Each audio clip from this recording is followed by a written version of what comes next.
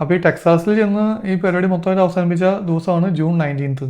അപ്പോൾ ശരിക്കും അന്ന് അടിമകളായിരുന്ന മനുഷ്യരുടെ ഭാഗത്തെന്ന് പറഞ്ഞു കഴിഞ്ഞാൽ ആ ദിവസമാണ് അവർക്ക് സ്വാതന്ത്ര്യം കിട്ടിയത്. ഈ ജൂൺ 19 അവർ ഷോർട്ടാക്കിയിട്ടാണ് ജൂൺടീൻത്ത് എന്ന് പറഞ്ഞു തുടങ്ങിയത്. അത് പണ്ടും ആഘോഷിക്കാറുണ്ട്, പക്ഷെ അത്രയും വലിയ സംഭവം ഒന്നും ആയിരുന്നില്ല. പിന്നെ പതുക്കെ പതുക്കെ അതിന് ഒരു ജനസമ്മതി കിട്ടി. അങ്ങനെ 2021 ഇതൊരു ഫെഡറൽ ഹോളിഡേ ആയിട്ട് പ്രഖ്യാപിക്കുന്നത്. ഈ ഫെഡറൽ എന്ന് പറയുന്നത് അമേരിക്കനെ മൊത്തമായിട്ട് ബാധിക്കുന്ന കാര്യങ്ങളാണ്.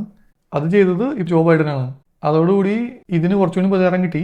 അപ്പോൾ കൂടുതൽ കൂടുതൽ ആഘോഷങ്ങളൊക്കെ ഈ ജൂൺ 19 വരാൻ തുടങ്ങി. ഇപ്പോൾ കുറേ കമ്പനികൾ ജൂൺ 19 ഒരു മുടക്കായിട്ട് പ്രഖ്യാപിച്ചിട്ടുണ്ട്. എനിക്കൊന്നും മുടക്കില്ല. ഇവിടുത്തെ സ്കൂളുകൾ ഓൾറെഡി വേനലവധിക്ക് അടച്ചു വയ്ക്കുന്നതുകൊണ്ട് പിന്നെ സ്കൂളിന് സെപ്പറേറ്റ് ഇനി മുടക്ക് കൊടുക്കേണ്ട കാര്യമില്ല.